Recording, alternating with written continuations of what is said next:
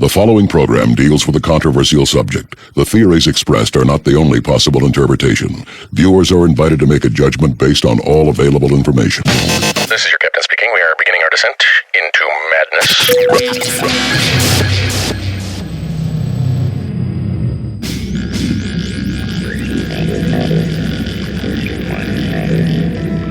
Open your mind.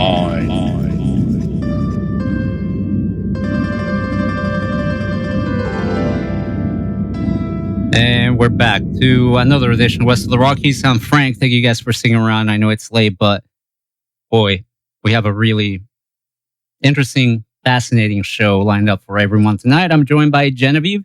Genevieve, how are you? I'm very well and super excited for the show. Tonight, we're going to tackle a topic that we have discussed in the past. It remains an unsolved mystery, really, in every aspect of that definition. And it's something that still captures people's attention. And if you're not familiar with the mystery surrounding the unfortunate death of a young lady from Canada named Elisa Lam, then hang on to your seats because this is probably going to blow your mind.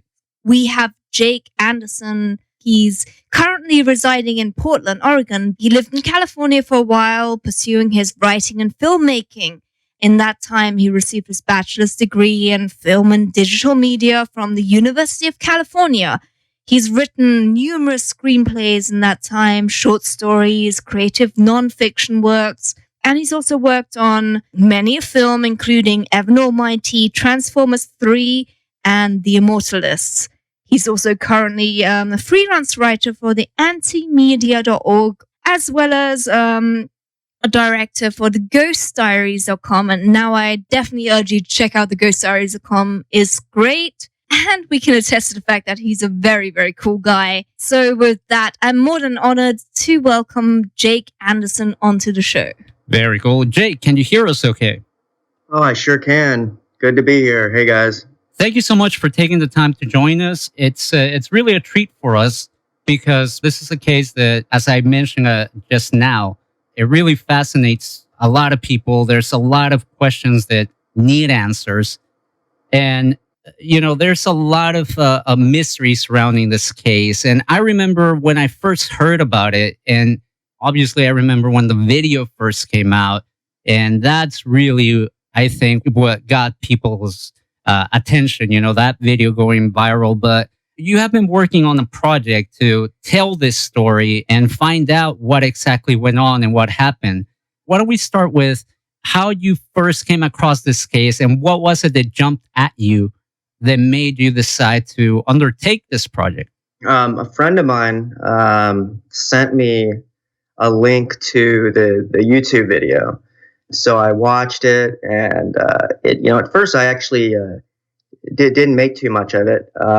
It wasn't until I looked into the backstory and particularly when I looked into the history of the hotel, and then once her body was found, that's when I went back and watched it again. And then, I'm a big conspiracy theory buff, so anytime there's a case that mixes psychological issues, which will come up in a little bit here, and paranormal and conspiracy theories, you've got my attention when you have those elements.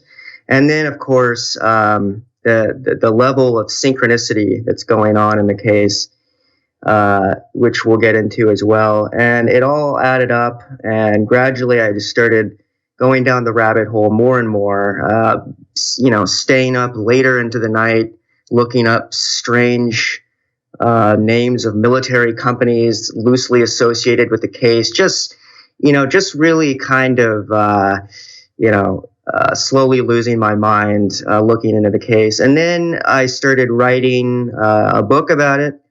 And I was content with that because you can kind of do a more, if you can kind of do more of a personalized account of approaching the subject matter. And for me, it's a very it's personal because, Elisa Lam had bipolar disorder, and that runs in my family, and I've lost, loved ones from that illness. So for me, it became very personal, and then I was fortunate enough to get a hold of a friend of Elisa's, someone who had been her friend while she was alive. And at that point, I realized that the story, really had taken on a new element. And by that point, this is one of the most viral mysteries online. I mean, if you look up strange deaths or mysterious deaths, I mean, this is very likely to turn up in the first page of Google results. So at that point, I decided, I want to try and tell the story visually, which is probably the best way to tell it, given that the most notable feature of it is this, weird found footage, some of the creepiest found footage ever seen. And then I enlisted my good friend and co-director, Jared Salas, to get involved. And yeah, here we are in the present, still bumbling through, trying to make sense of a case that the police say is solved, but still half the people who look at it still think it was a murder. So I don't know where we're supposed to go from here. And the Cecil Hotel, which is located here in downtown LA, it has quite the history. For the people that may not be familiar with this place, it's a hotel that was built, I believe, sometime in the 1920s. And it fell, on hard times. It's relatively close to an area known here in LA as Skid Row. Not the safest place to be at, especially if you're an out-of-towner, which in the case of Elisa Lam, that's what she was. Mm-hmm. She was visiting, I guess she called it her West Coast tour. Yeah, she was just passing through, really, and there's not even evidence that it was planned ahead of time. It might have been something she kind of decided to, visit just as she was chilling on the West Coast. Right. And it looks like she came across the Cecil Hotel. Now, among the more infamous tenants of this hotel, there was Richard Ramirez, who a lot of people know him as the serial killer, also his nickname, the Night Stalker. Mm-hmm. He stayed there for a while, as well as a journalist from Austria. I'm going to let Genevieve pronounce this name because I don't want to butcher it. Oh, Untberger. Jack Untberger. Yeah, I apologize, folks. I'm not well-traveled. And Elisa Short, who's better known as the Black Dahlia, apparently also stayed there. Jake, have you gotten a chance to visit this hotel? And what was the vibe? What's the deal?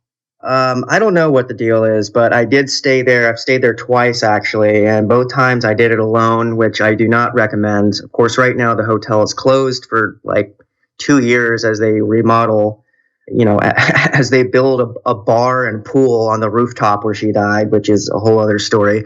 So they changed the name of this hotel, last decade, I think, to Stay on Main, because the hotel had such a horrible reputation. As you noted, there's 2 different serial killers that have lived there. There's also just an incredible, just staggering list of suicides that have occurred at the hotel through each decade, too. I mean, consistently from the 30s on, just dozens and dozens of people who've jumped out the windows. So it's there's, if ever there was a place that would have a shining effect, a place where kind of a collective of bad experiences and bad deaths accumulated to create some kind of bad energy, this would be the place for it. I talked to psychics who I wanted to go there with me to, do a reading of it, and they wouldn't even go. They were just saying there's a cloud of darkness around this place. It's just we don't want to be a part of it. So when I went, I was trying to do some research, and as soon as I got in, I felt kind of nauseous, and inside the room, I felt discombobulated. I felt scared, just physically scared for no reason. I honestly thought I was going to die there. It was very irrational fear. I don't know what's going on at the place, but there is a theory, and it's one we're going to explore in the film, which is our friend Clyde Lewis refers to it as residual haunting, which is, the idea that, past bad experiences can kind of leave a residue on a place. I think there may be some kind of quantum entanglement involved where, if our consciousness can leave a trace on the physical world around us, it stands to reason that, these very tragic demises of people would leave a particularly accented trace behind and could lead to leaving behind an energy that affects people, particularly people that have a psychiatric illness. I mean, there is a whole paranormal theory, which is that people with psychiatric illnesses are even more susceptible to kind of empathic or paranormal experiences. I don't know if I am, but I certainly felt nauseous the entire time I was there, and I'm not the only one. So, I try and play a little bit of a skeptic's role on some of this stuff because I don't like to jump to conclusions, but I can certainly attest to going there and being scared for my life. It kind of felt like the movie 1408 with John Cusack, where he goes and he starts off kind of laughing about, the hotel and whatnot, and he ends up, losing his mind in the hotel room. So thanks for reminding me about that movie. I totally forgot about that one. Yeah, and I'd really like to know if you actually had any sleep at the Cecil Hotel, or did you just spend the night there? No, I slept. Ghostbusters was on. I had tried to call in to another radio show that I do from the hotel, and I couldn't get through. And the host kept saying, "Well, the ghost of Jake is trying to get through," and he had no idea I was staying there. So I was just like, "What the hell is?" I didn't know if it was some kind of digital haunting or not. I don't know. There's a lot of people that think that there's something going on in that hotel, and I guess we'll just have to wait and see if things keep happening after the renovation. Yeah. And I know when they changed the name of the hotel, they were definitely making a big push to distance themselves from this kind of dark aspect of its history. And on the note of suicides, I believe there was even a situation where somebody jumped out of a window, out of the Cecil, and they landed on somebody that was just happens to be walking by the hotel, killing that person as well. Whether you want to call it coincidences or not, there's still some very strange things happening here. Now, it was this very hotel where Elisa Lam arrived. And something that was interesting, and I want to know if you know anything about this, it seems when she first checked into the hotel, she was sharing a room with two other young women, I believe. Because I think most people don't realize that they actually have a hostel part of the hotel and a normal hotel part of the hotel, and thirdly, a residential part of the hotel. So it's actually like a 3-tiered hotel. Right. Do you know what happened with these two girls? Because apparently she was only in that room with them for a fairly brief amount of time. I haven't read anyone who knows anything about these two women, and I certainly would like to find them.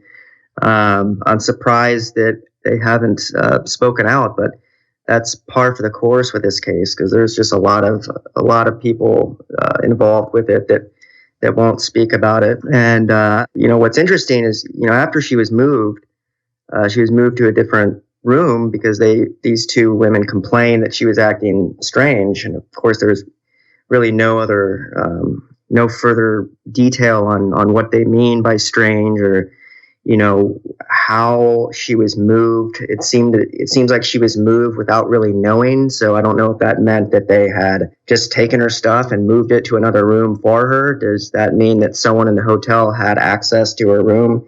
And interestingly, the floor that she ended up on, where the surveillance tape was shot, that was the 14th floor. Now, the 14th floor has a couple notable things going for it. One, That's the same floor that the Night Stalker lived on when he was doing his activity. And two, the higher floors of the Cecil, from the research I've gathered, the higher floors, 14th included, that's where the long-term residents live. Yeah. So it's unclear what she was doing up there to begin with.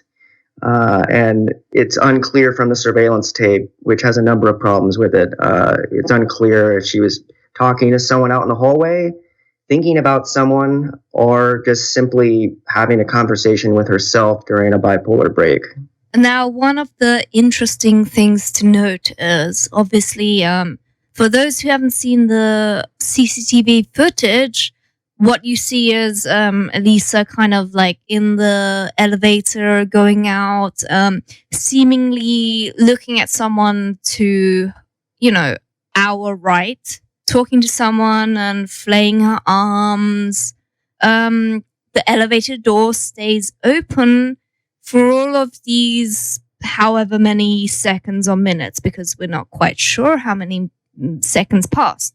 Now, one of my conclusions was always the only way that door could have stayed open, putting aside all kind of anomalies such as it was broken, etc., is that someone was standing outside the lift, pressing down the button, keeping the door open. Because obviously we know there was no one on the inside pressing the open door button. So the only way it could have stayed open for a weird amount of time is if someone was outside standing there, holding the button down, keeping the door open. And that might be an indicator of there's someone being there who she was addressing. Yeah, I mean, that early on, that was my favorite theory because it's just so creepy. But, it's possible. After being in the hotel, that's the only elevator on the floor. So I don't know where this other person, I don't know where they would have been standing to influence the elevator in that way, unless they were on a different floor. So I don't know about that part of it. It's certainly possible. Definitely the way she looks out of the elevator, I mean, it definitely seems like, the first thing she does when she gets in the elevator is peek out really quickly, apprehensively, and then she basically hides in the corner. So the first analysis of the tape is certainly that she's hiding from someone. And a couple people have done body language analysis of the tape and have concluded that she's being more playful and possibly even romantically thinking about someone, kind of coquettish almost is what some people have, which is, doesn't really rule out anything, because if she's thinking about someone, perhaps this is the person that she was involved with at the hotel. So it's just a big, giant mystery, and there's some missing links that we need to find. But yeah, I don't think anyone knows exactly what's going on in that tape. And more importantly, it's, some researchers have concluded that the tape's actually been tampered with, that there are possibly cuts to the tape, cuts to the time code, which would, indicate perhaps the tape being tampered with. And, really the only people that would be able to do that are people, employees of the hotel. And I'm not, accusing anybody at the hotel of anything, but it's hard to explain jumps in the time code, which I personally observed the minute hand changing twice in like 10 seconds. If the hotel turned over, a tampered tape to the police, did the police notice this? If not, why? If so, did they pursue leads? Did they pursue asking why the tape was tampered with? And of course, we get no answers from the police on that. I don't know. I remember thinking if there's no drugs found in her system, no recreational drugs found in her system, this has got to be, a haunting, or, I just couldn't understand how someone could be acting the way she was acting. But, they did find one antidepressant in her system, and She had other medications prescribed to her. But I'm getting us off subject here. Well, I think that's actually quite an interesting subject because I say fact in terms of as much as we know it as a fact. The fact is that apparently she hadn't been taking her medication, at least not as frequently as she should have been, because we do know when she last refilled her prescription. We know how many she received, and we know how many were left at the time of finding her body. And the fact is, not many pills had been taken, suggesting she was off her medication. So really, that is an interesting point to make. Yeah, she was off her. I mean, she the only medicine found in her system was Wellbutrin, which is an antidepressant. But she hadn't taken any of her bipolar medications, so she's definitely off her meds. Mm-hmm. Yeah, and on that note of the surveillance tape, now you can go, on YouTube and find the tape at a normal speed, and it almost has a completely different vibe, which begs the question, if we follow the flow of information, as you said earlier, did the hotel provide a tape that was so heavily edited to the police and nobody spotted it? It could be that the surveillance camera is just like an older model one. But I do find interesting when you watch that surveillance tape at normal speed, it definitely has a different vibe. And I wonder why would they slow it down, or was that just mechanical error on behalf of the equipment they use for surveillance?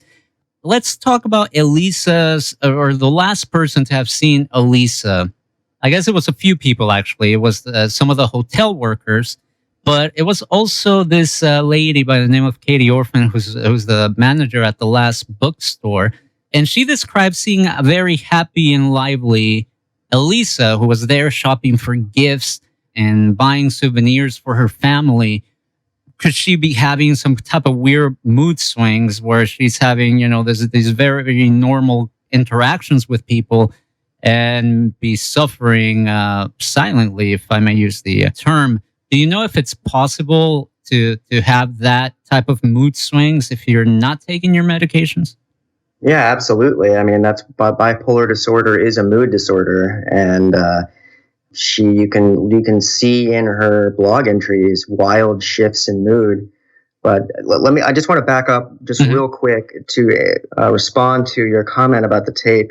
One reason that a tape would be slowed down would be to stretch out the time. So if you had gone in and taken out a few seconds from the video because someone was in it that didn't want to be in it, you would then slow down the footage to spread back out to meet the time code. That's one theory I've seen put out there. But yeah, she had psychiatric problems. These are it's not we're not jumping to conclusions. We're not doing her a disservice. Where it's just she posted she had two different blogs online. Right. One was a Tumblr and one was a Blogspot or something, and she meticulously updated them. There's 100 pages or so worth of writing, and she was very open about. She'd have hypomanic rants that would go on in all caps late at night, and then she wouldn't get out of bed for a few days from the depression side of it. And, that's longer mood swings. And then with bipolar disorder, you get rapid cycling where you can kind of switch back and forth really quickly. And so I don't know if that's what was going on that caused her roommates to get freaked out. It's pretty likely, and it's also unclear whether bipolar disorder can cause hallucinations, including auditory hallucinations. So it's quite possible that Elisa thought that she heard someone out in the hallway and didn't. It's possible that she saw something out in the hallway and didn't. Taking it a step further, maybe it's a mixture of a hallucination and some kind of paranormal activity, some kind of something from the past of the hotel that she has a unique perspective of because of her state of mind. Let's speculate on that a little bit, because this is, it might sound a bit outlandish, but if I may borrow the listener's ears for a minute, and just for a little preamble to my statement, in many cultures in the course of human history, people that have what now we classify as some type of mental illness are and were considered in some cultures as having a gift. It wasn't anything that they consider bad. They felt that these people had some type of access to another reality or another dimension, or they could communicate with beings from other realities or dimensions. Again, this is pure speculation on my behalf, and I just want to explore this possibility a little bit. If the Cecil, whether it's the area or the building itself or people in there, if the Cecil has some type of, as you mentioned, some type of paranormal activity or some type of supernatural thing going on, and if we believe what people in these cultures have said for many, many years, that people with some of these disorders are actually more sensitive to these other entities and these other worlds, then we kind of begin to have a possible explanation, granted a paranormal one. How comfortable are you exploring that possibility? Because I know a lot of people feel that it's not respectful a lot of times. However, in a case where you have a building with a very checkered history and a case that has more questions than answers, you can't help but make that connection, right? Yeah, I try and resist going to a paranormal explanation.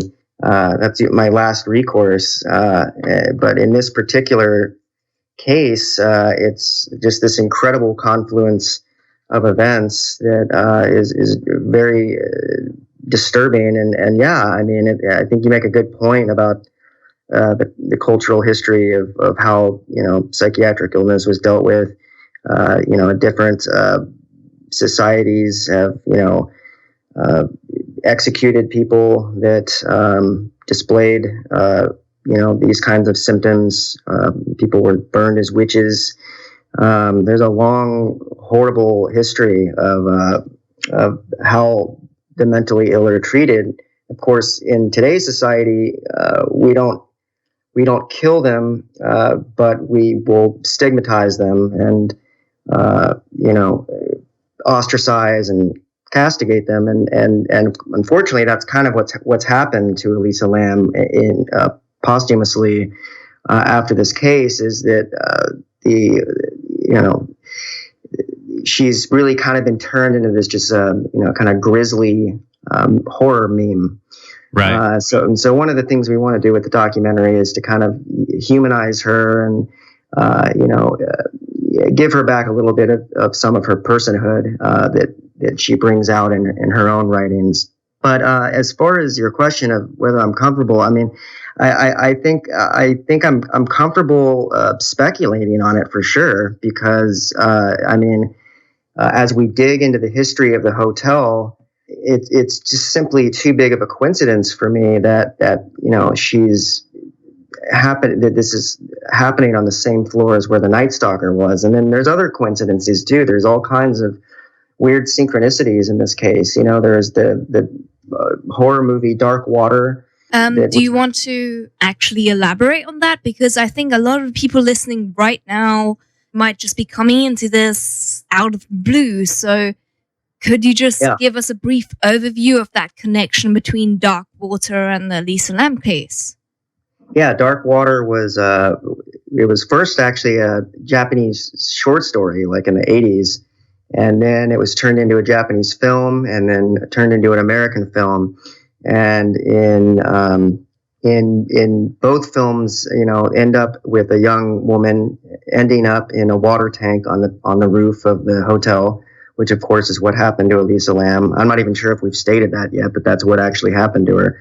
But she ended up in the water tank, in the water supply. So people have been drinking and bathing with the water for like 2 weeks. And in the movies, also the water seeps down, the dark water seeps down into the hotel. There's coincidences involving the names There's coincidences involving subject matter in terms of people in elevators being watched with a surveillance tape. There's just incredible overlaps between Dark Water and what actually happened. Then, of course, my favorite synchronicity of the case is that there was a tuberculosis outbreak in downtown Los Angeles at this time, and the government had actually dispatched dozens of scientists, federal scientists, to study this tuberculosis outbreak. It was predominantly homeless people because, as you said, this is in the Skid Row neighborhood, and the tests they used. So, just for everyone listening right now, this was completely unrelated at the time. This was a separate case. This was just a tuberculosis case that the government was addressing. All right. Yeah, so completely just to make separate. it clear, yeah.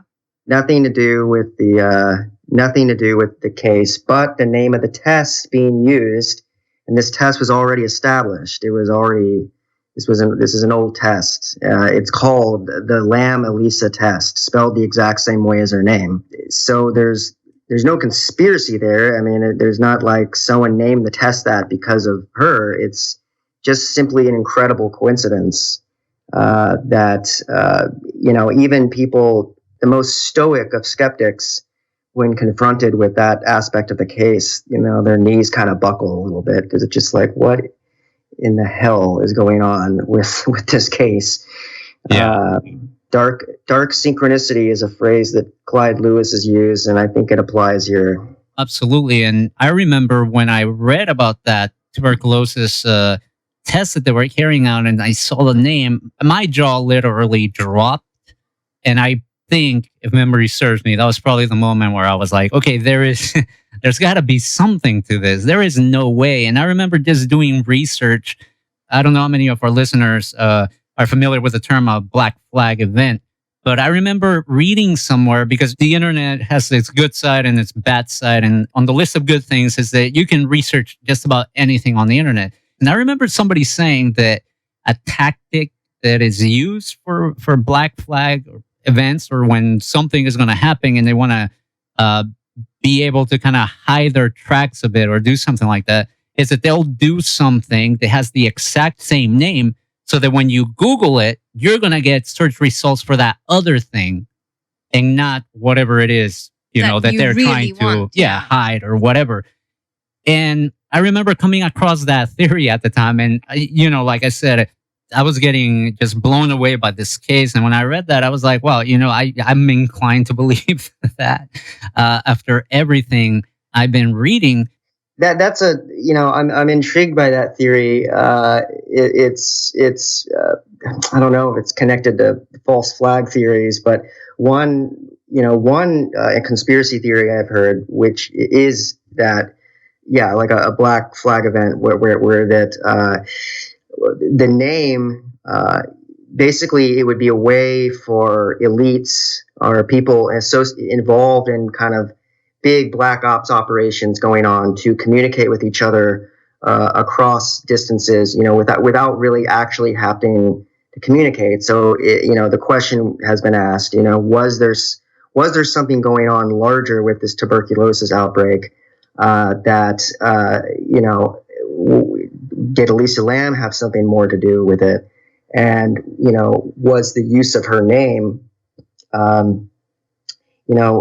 in some way associated with some kind of, purposeful outbreak? Maybe she was a guinea pig because of that name. And so upon her death, people would know something.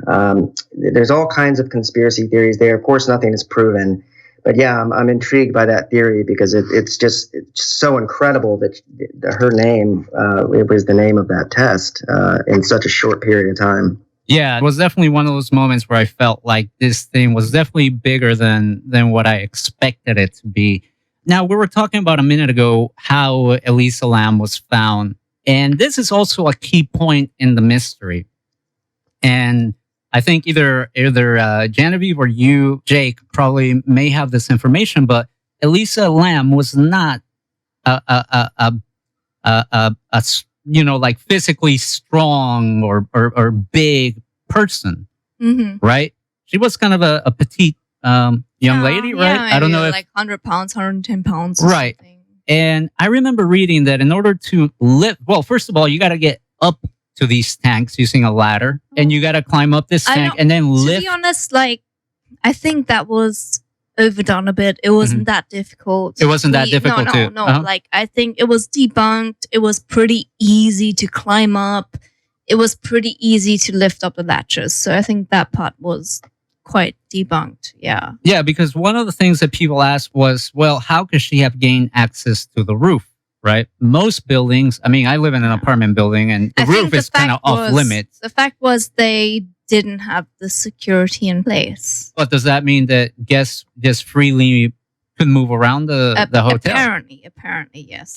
That's the news I have. I don't know what other info you have, Jake, but as far as I know, like, it seemed like there was no real security in place. The alarms were never on, and they could kind of like just go up into the roof whenever. Wow. And that's what a few investigators did on the down low.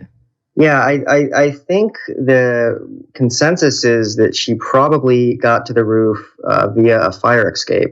Because there's multiple fire escapes, and it's possible to get to the roof. It's not exactly easy, but it's definitely possible that she was able to finagle her way onto the roof. But yeah, as far as climbing the thing itself and getting in, everything I've looked at, it was certainly possible for her to do it. Of course, it's also possible that she was carried up there or ordered up there. It's an interesting idea, maybe, to think that people have said that tenants of the hotel hang out up there, smoke cigarettes or drink beers or whatever. There was graffiti tags on the tank. So that makes one wonder whether there's more information. Was she up there with someone? Did she die from a different way? Did she die elsewhere, or was killed elsewhere and then brought up there and concealed up there? There's all kinds of questions. And unfortunately, I can't trust the coroner's report.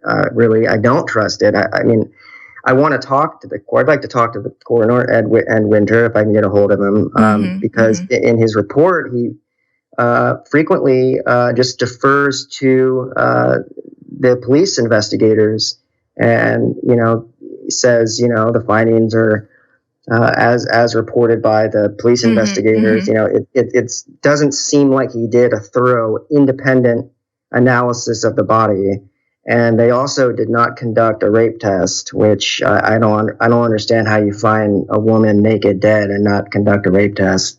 But they didn't. I totally agree. Yeah, that was incredible. There were quite a few tests that they didn't do, and some of them also apparently they didn't carry out certain tests because there was insufficient blood present, which also was something that I was interested in, because the only blood they really found that was testable was in the heart, and that was only a scant amount. Yeah. Apparently, there was no blood taken from any other part of the body that was tested.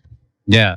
And actually, that is a great place to stop. We're going to take a top of the hour break because I actually want to get into the coroner's report. So I want to get into that without interruption. So, Jake, if you'd be so kind to just hang on the line, we're going to take this top of the hour break. And when we come back, we're going to dive right back into this conversation. Cool? Sure thing. Yeah. All right.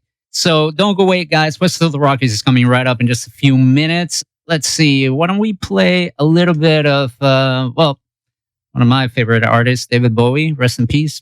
Here's The Heart's Filthy Lesson from his album Outside. This is David Bowie. West of the Rockies coming right up in just a few. Our guest tonight is Jake Anderson, and we're talking about the mysterious case of Elisa Lam.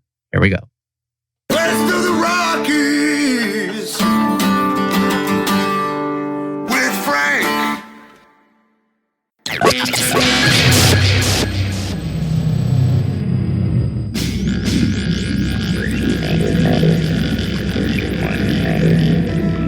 Open your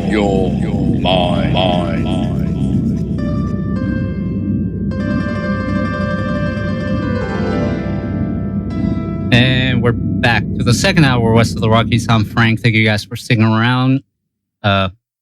It's honestly a very intriguing show. Genevieve's having a little laugh back there. Well, someone just said, "Hi, Dad," and live. Hi, although Hi, don't have any Lucifer's children. Carnations. Shout out to Lucifer's Carnations. And Javed Khan is listening in right now from India. That's crazy stuff. DJ Shocker is there. Earl Swag is tuning in from Alaska. We've had Space Cow, I believe. From what I remember, he was down in San Diego the last time I checked. Space Cow, correct me on that if I am wrong. Giraffe is tuning in all the way from Australia. So, Australia. It's tomorrow in Australia, if I'm not mistaken. Yeah. Right? It's Monday. Yeah. No, yeah. It's probably like 5 days away already. Yeah, no kidding. Shout out to everyone tuning in through the TuneIn app. Everyone tuning in on Ustream. We are listening to all of your comments constantly. We're reading them. And if you've got like real questions to ask to ourselves or the interviewee, we will shout them out. If you have stayed in the Cecil, let us know. Oh my goodness. A lot of people have come through that hotel, man. More than you'd imagine. So we definitely have people from all over the globe tuning in right now, which is great. And we're here with Jack Anderson of the Ghost Diaries Online and various other things. Yeah, and just take care of business, just doing a little back announce. You heard some David Bowie there with The Heart's Filthy Lesson, followed by, I should say, Jim Sullivan and the song Jerome, which there's another mystery, the mystery of Jim Sullivan. We actually interviewed the head of Light in the Attic Records who put out this album. They found this obscure record, put it out, and there's the story for you. Yeah, the guy's still missing, never found, and that's also an unsolved mystery. And his album dealt with, and this is in like the 60s, like before, when UFOs. His album was called UFO, and it was very psychedelic and stuff. But if you haven't checked it out, if you haven't checked it out, we're going to be actually posting that story, hopefully this week, that interview. Absolutely. It happened a few years ago, but since then we've gotten a website and gotten some other cool stuff. So be on the lookout for that. Check out Jim Sullivan. The album is UFO, one of my all-time favorites. I used to listen to that record on my way back from some spirit quests. Let's put it that way. Anywho, as always, I'm Engineer Frank on Twitter, West of the Rockies on Facebook. Don't forget to follow the show on Twitter at WOTR Radio. And check out the website, WOTRradio.com. Don't forget to subscribe to the show on YouTube. We don't only just post our radio interviews on YouTube, we also post video interviews. And I believe we're going to be posting one with Jake, who is our guest tonight. We will be. Yeah, we caught up with Jake out there in contact in the desert. Little snippet interview. Yeah, just to get people's excited over what Jake is working on. As always, I'm joined by Genevieve. You can follow her on Twitter and in real life if you find her at Genevieve U Way. And wait, do not follow me in real life. That was a joke, folks. Don't follow her in real life. Anyways, you can also catch her here hosting her very own show, 8 p.m. Thursdays, right? Thursdays with no added flavors, music, fun facts, jokes, and a whole lot more. Definitely check it out. As I mentioned, our guest tonight is Jake Anderson, who is working on this documentary about the mysterious case of Elisa Lam. And I want to get Jake back on the line here and ask Jake, where can people keep up with you and get some updates on the progress of this project that honestly, I'm sure everybody will be dying to see. No pun intended. And that was a horrible pun. And I apologize. But where can people keep up with you?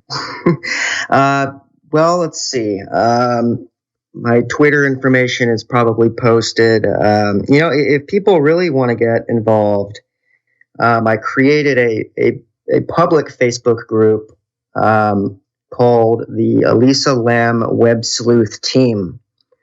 And if you send me if you want to join it, just ask to join and I'll let you in. And that's a good way to keep up with updates. I mean, we kind of just established it, so we haven't, it's not full yet, but that's a good way to keep up with any updates about the film. I mean, we're still very, very early. I mean, we're still in pre-production on it, so there's not a lot of updates yet, but there will be. And if you want to read some of my case notes, I'll be releasing that as an ebook soon, and so I'll have information up on how to read that. Just want to also let people know that they can also check out the websites antimedia.com and ghostdiaries.com. And I believe you write for those websites? Yeah, it's the antimedia.org, actually. And, I apologize.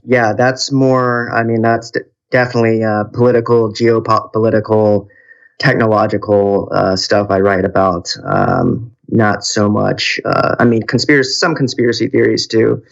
But definitely not paranormal stuff on there. But yeah, that's another site I write for. Nice. And the Ghost Diaries, is that kind of like all the spooky stuff that happens around the world? Yeah, the Ghost Diaries, it really started out as just a way for us to, post weird stories we hear, and also, horror movie reviews, because we love horror movies. Nice. But it's since kind of turned into just, we kind of, it's gone through a couple of iterations, and we kind of just see it as being a journal of the unknown, any anomalous activity, conspiracy theories, anything that's strange or unexplained, we're interested in, because we like to think that the world isn't completely explained yet. Yeah, I would have to agree. And I was checking out those websites, and there are a lot of articles and stories on there. Definitely check those out, folks. If you're into the topics we tackle on this show, these websites will be right up your alley. Antimedia.org and ghostdiaries.com.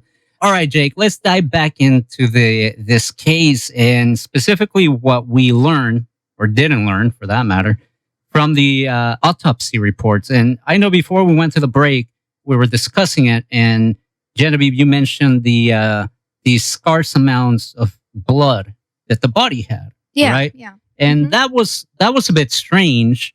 Why don't you recap for us that, and then I want to get Jake's take on this, and if there are any non-paranormal explanations first, before obviously going that route.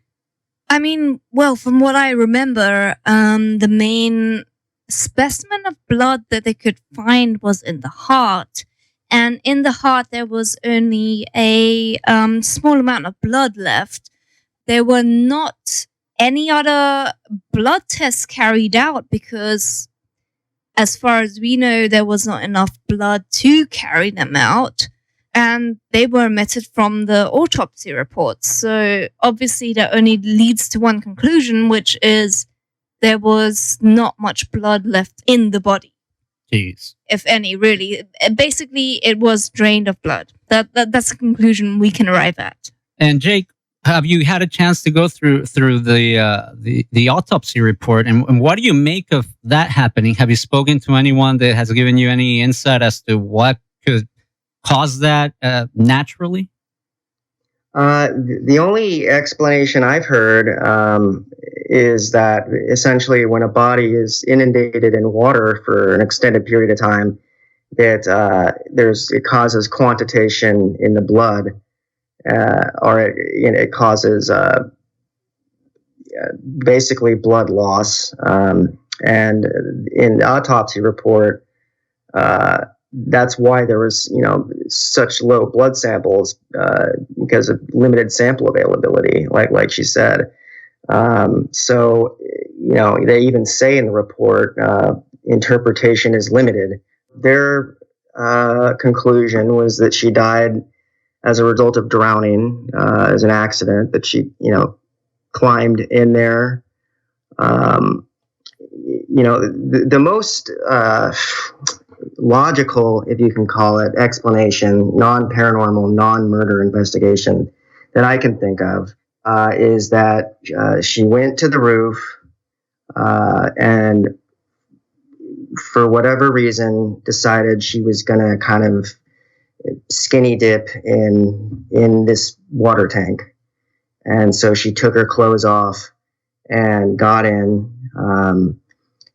Now, her clothes were in there with her, as well as her room key and her watch.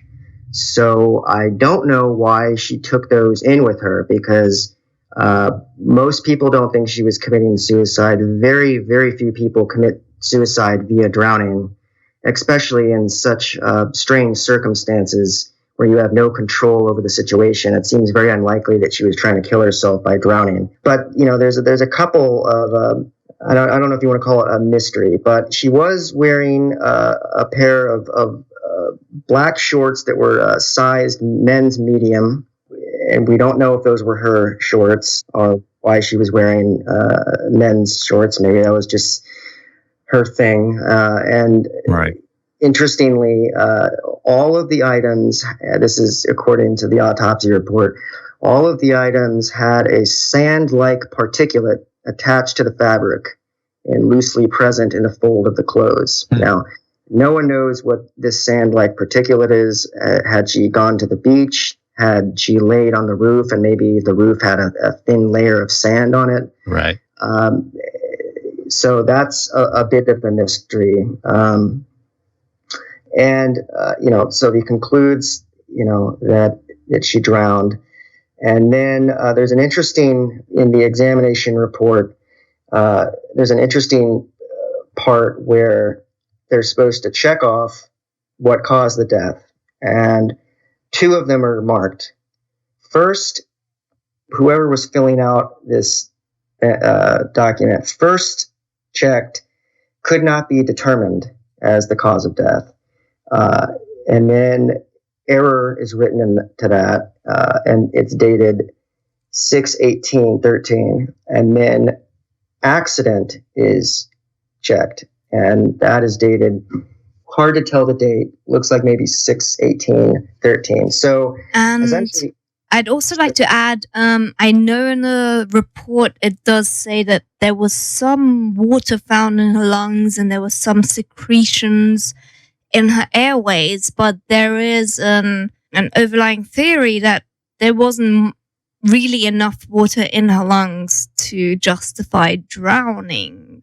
I do know some people that say, she didn't really have much water in her lungs, so that she essentially couldn't have drowned, which raises a lot of questions because it implies that she was killed and then put into the water. Right. yeah, and that's an interesting theory.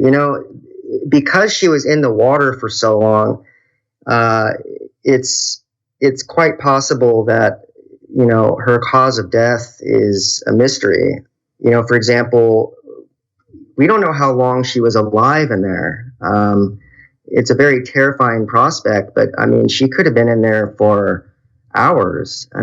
She could have been in there for a day. If her feet could touch the bottom, or if she was able to tread water. And that's another theory behind why her clothes were taken off, is it's possible that she realized that she was stuck in there and that her clothes were weighing her down with the weight of the water. And so she took the clothes off to be able to float better. Someone else even hypothesized that she was trying to clog the drain or something with her clothes.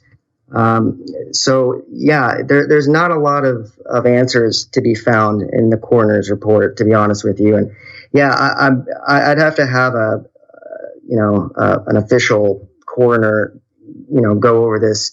I don't know how much water it takes to drown, but certainly the idea of a body dump is involved in this, which is the idea that she didn't die on the roof.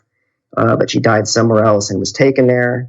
And I have heard at least one writer, Brain Scratch, the researcher Brain Scratch, is saying that the owner of the hotel, that week, the week that she was staying there and that she disappeared, was the same week that the owner was signing a new big investment deal with the hotel, and so it could have stood to reason that he didn't want news of a dead girl showing up, and so had the body concealed in the water tank. It's worth noting that the police visited the roof twice prior to finding her body. And on the second time, they had a canine unit with her. So let's back up. So the first time through, now we're of course assuming that the lid on the water tank was up, right? Because if there was no foul play, she climbed in and the lid stayed open. It's very unlikely that she jumped in, pulled the lid down with her. Right. Why? There's nothing else on the roof, really. So it's hard for me to believe that the police went up to the roof and didn't see that the water tank had an open lid. Then on the second time up, they have a canine unit. Now, canine units are very good. Those dogs are very good at what they do. It's very strange that they did not pick up on her scent, and that lends even more credence to the idea that the body was not there at the time, that the body was put there later. And one thing I really struck hard with me on the autopsy report is that her red sweater, it was found wet, right? But none of the other items, none of her other clothing items were indicated as wet in the autopsy report, which I found really interesting. It's just a very subtle omittance of a fact, right? But only the sweater was found wet, which makes me think, well, what happened to the other clothes? Were they taken off before she was in there, which definitely implies she was naked before she was put into the tank. Yeah, and I think they also were not able to find her cell phone. I think that was the other thing they were looking for. Yeah, her cell phone went missing, yeah. And Jake, you mentioned the police dogs, and that is very important because I think people need to realize that, police dogs are trained vigorously. Like, they live for the search. And it's interesting that they brought in dogs and they couldn't find the body. Now, I also know that water is the biggest destroyer of evidence. I don't want to give people any kind of horrible ideas, but if you want to get rid of evidence, like, throw it in water. It seems to be the thing to do. So I understand that her body being in water probably caused a lot of the evidence to be ruined. However, the question still stands of, if they did perform a rape kit, they didn't really release that information in their autopsy report, did they? No, they didn't. And it's incomprehensible to me that, like I said, if a female turns up missing and is naked, I just think it's a no-brainer that you do a rape kit. Right. It's just kind of a grisly detail, but I do believe that often when bodies are submerged in water for a long time, the colon prolapses, which means it kind of comes out of the body a little bit, and that's also considered a rectal injury, which I don't think you're supposed to assume that it happens from natural causes. I think you're supposed to do a rape kit. So there just seems to be a number of procedural problems, and this is something I've talked about with Brain Scratch, which is that it's not so much that there's any one major red flag, it's that there's all these just dozens of small red flags that make you think. And by the way, another fact to note here is that the week this was happening was also the same week that the Charles Dorner cop killer manhunt was going on. Oh, that's right. Yeah, Charles Dorner, killed a bunch of cops, and the entire LAPD was on this mad manhunt to find Charles Dorner. And I mean, it stands to reason, clearly, that distracted the hell out of them. And that was one of the biggest things going on in the news. And this was the same week that they were investigating this Elisa Lam case. So I think they made whether or not she was killed or not, whether or not there was a cover-up or not, I think there were a lot of procedural errors. And I'm pretty determined to figure out a way to get these detectives to talk about it, because I think they should have to account for. I believe in transparency. It's why I'm a big fan of WikiLeaks and leakers, whistleblowers. I believe in transparency, and especially when you have a missing person and you have millions of people that think something nefarious happened. Why not just come out and clear it up, you know? Right. And especially, and not that this is a good trait for our city here of Los Angeles, but especially in a big city like LA, where unfortunately, like any other metropolis around the world, you know, we have big city problems.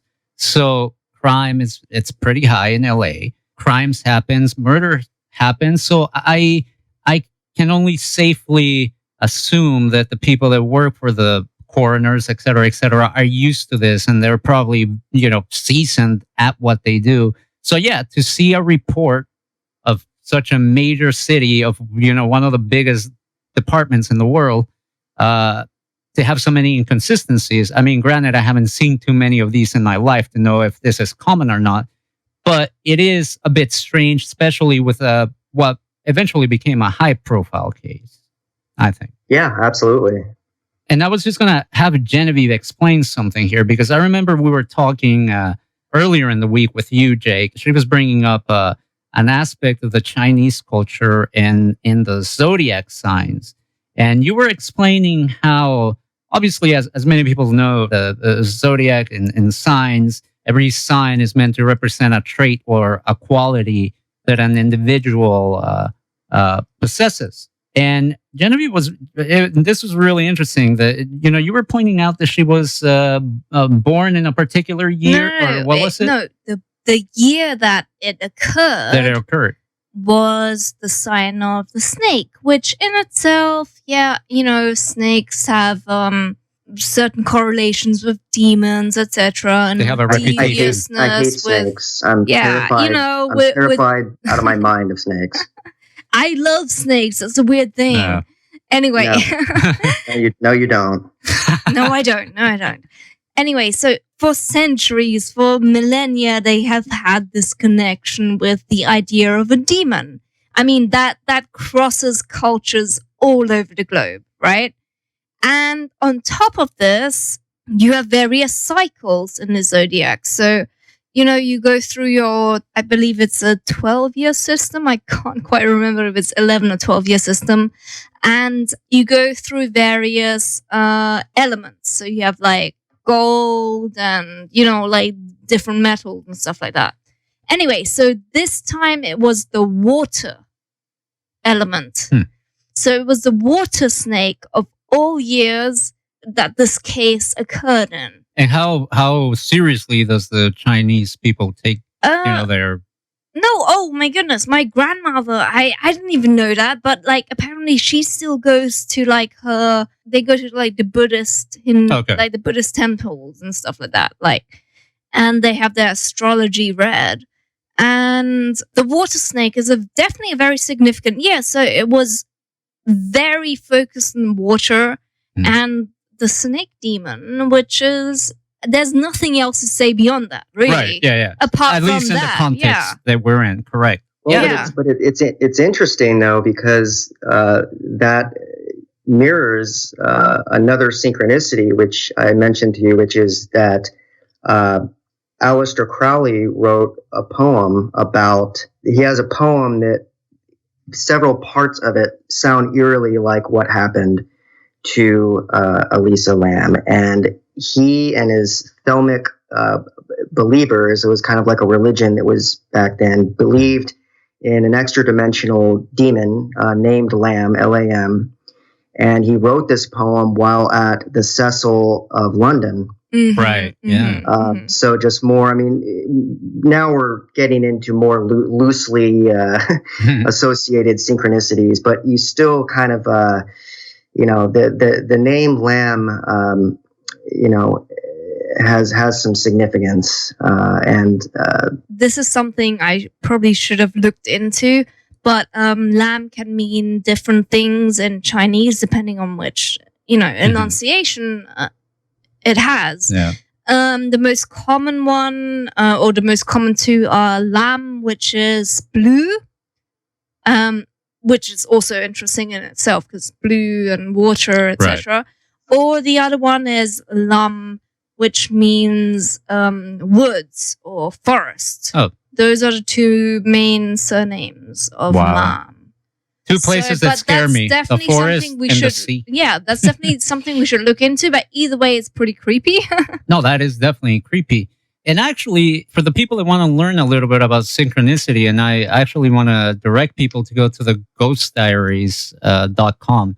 I was reading this article earlier that you guys posted there, Jake, called Synchronicity and the Elisa Lam case. And if you folks at home want to find out a little bit more about synchronicity and really get some of like the nitty gritty details about some of the synchronicities that surround this case, definitely check it out. But yeah, I'm actually glad you brought this article up because I've written about synchronicity before, but I went back and I really did a lot of research about Carl Jung's original research on Yeah, it. that was really interesting. I was reading what you wrote on that, and I was really into that. Yeah.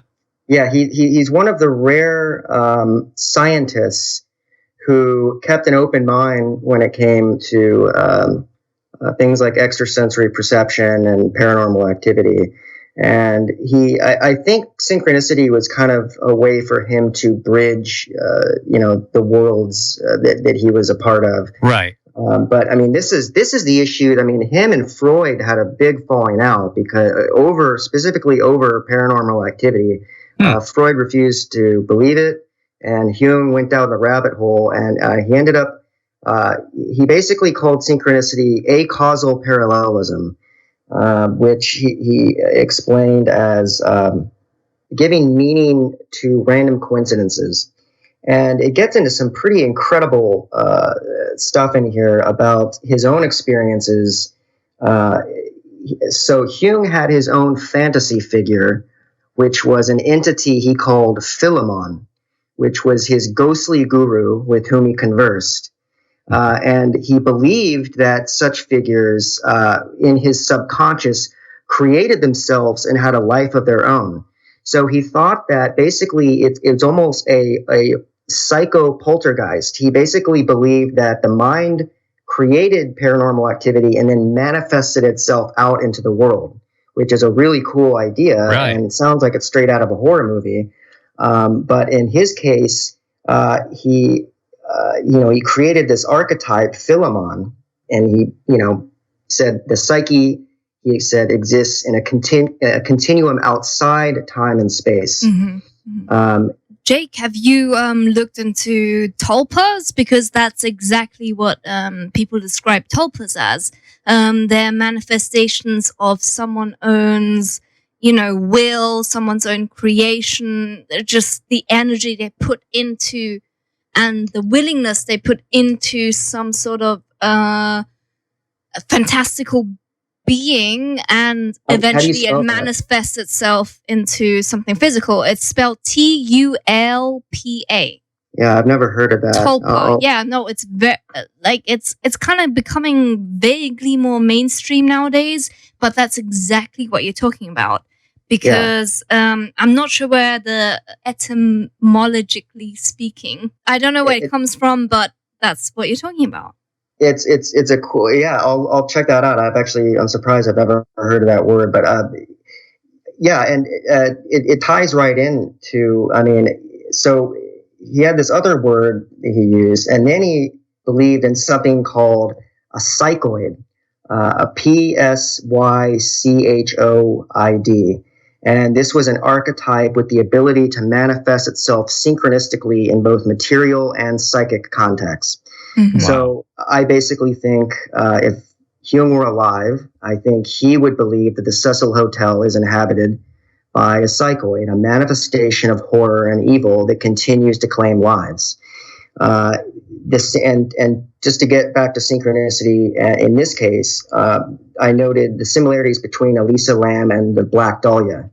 Now, there are some local historians that dispute that Black Dahlia ever went to the Cecil Hotel on the night she died.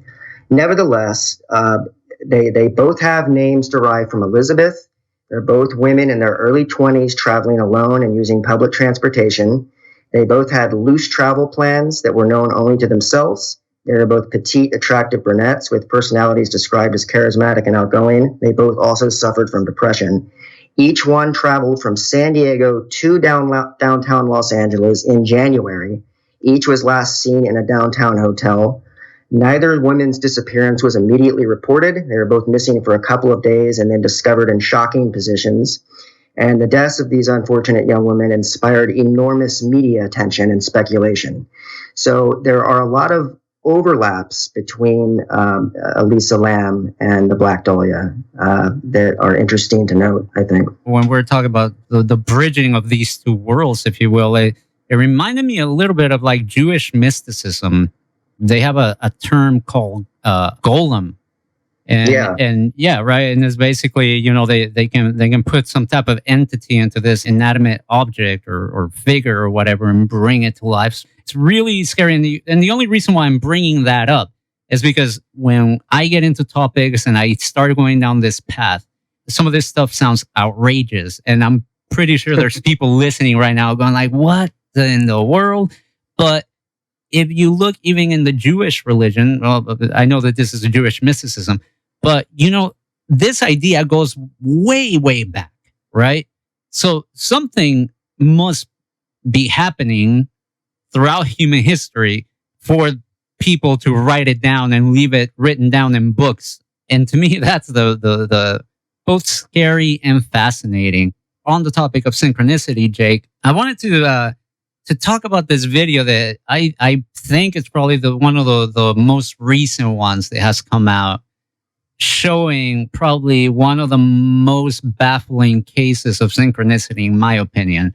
And I believe it's by the YouTube user. He just goes by, this is all in caps. It's just C, space, and another letter C. So CC. And he did a video in which obviously one of the last places that Elisa Lam was seen at was the last bookstore, which I guess that in itself is a bit of a strange title in, again, the context we find ourselves in. Yeah, definitely. And there's a few synchronicities attached to that itself. I don't know if you want to talk about that. Basically, this is totally crazy, by the way. Yeah, you explain that. Yeah, no, this is the crazy part. So apparently this YouTube user went in and checked out the last bookstore website. And when he was looking for the registration information for the website, he found that the last bookstore uses a service called registrantprivacy.com. Basically, what all this does, it just keeps, as the name says, your information private. I get it. You want to keep certain information private, especially if it's your business. So the last bookstore apparently uses this service, registrantprivacy.com.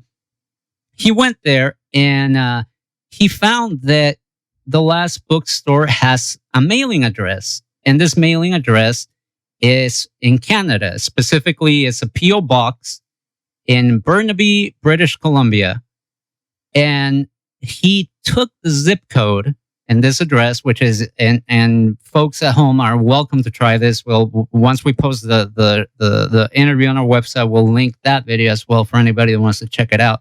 But you take that zip code of the last bookstore, which is the last place that Elisa Lam was seen. You take the zip code V5G space 4S2, and you put that into Google Maps.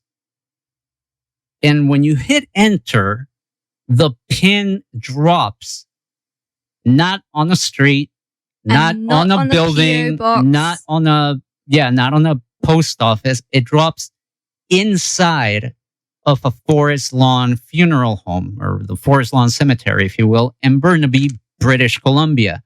What made this creepier was the fact that this is apparently the forest lawn where Elisa Lam was buried. And so crazy.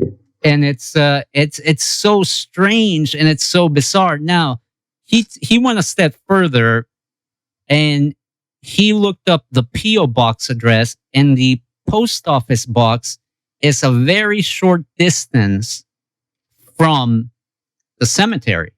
Now, what's interesting is that the P.O. box has a different zip code. And when you plug that zip code into Google Maps, it actually shows you the area that that P.O. box covers, including the cemetery. And then he goes back and puts the zip code found on the registration for the last bookstore, and it takes him back to this one pin inside the Forest Lawn Cemetery. And I remember when I watched that, I was like, wow, this is something else. How do you take that, Jake? Is this just a really, really big coincidence? That was another slap across the face to logic. It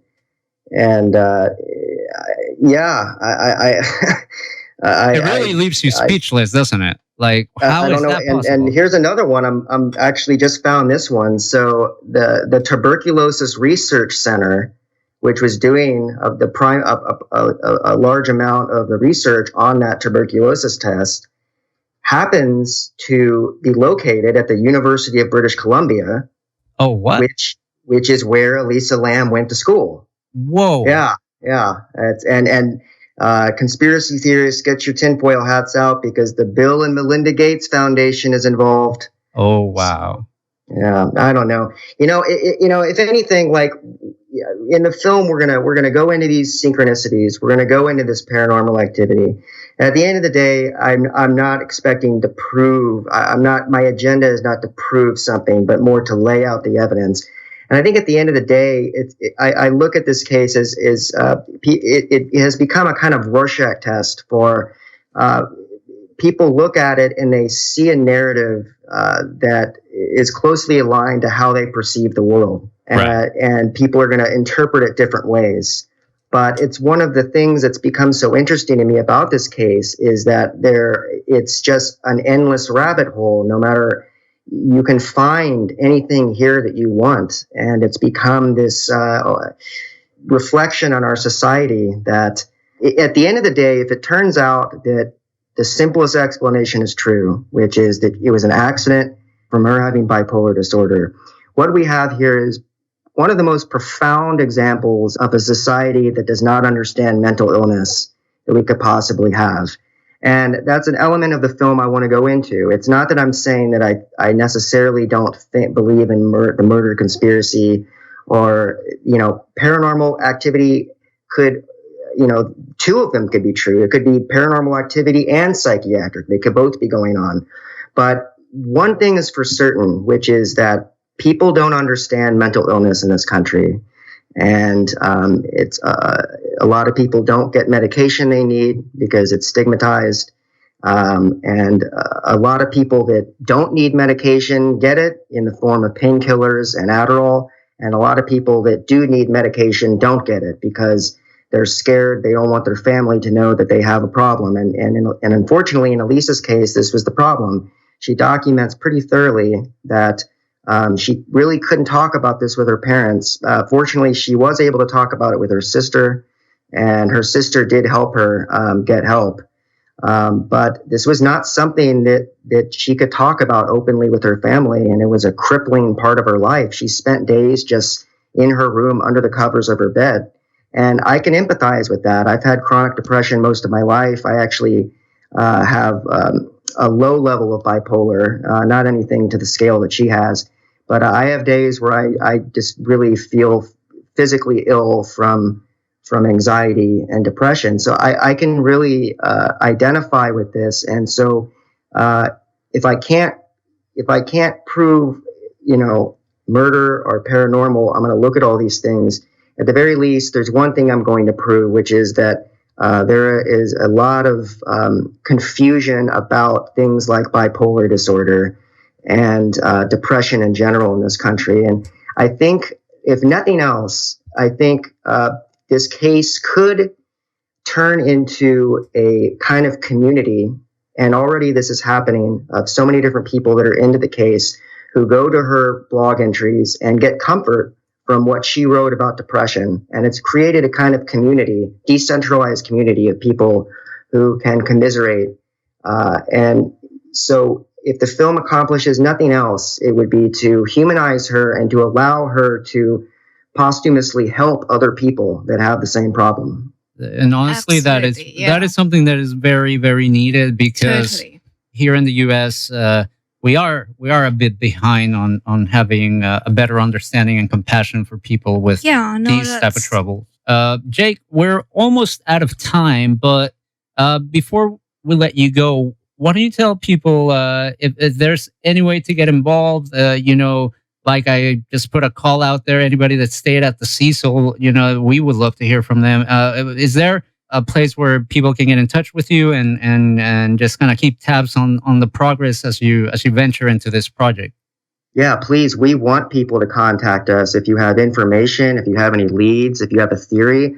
If you are just obsessed with the case and want to be interviewed about it, you can email me personally if you want at jakeanderson40@gmail.com. You can find my Twitter handle. I'm sure it'll be listed in the page info. Or like I said, you could go to on Facebook if you search Elisa Lam Web Sleuth Team and try and join that group. You can get involved.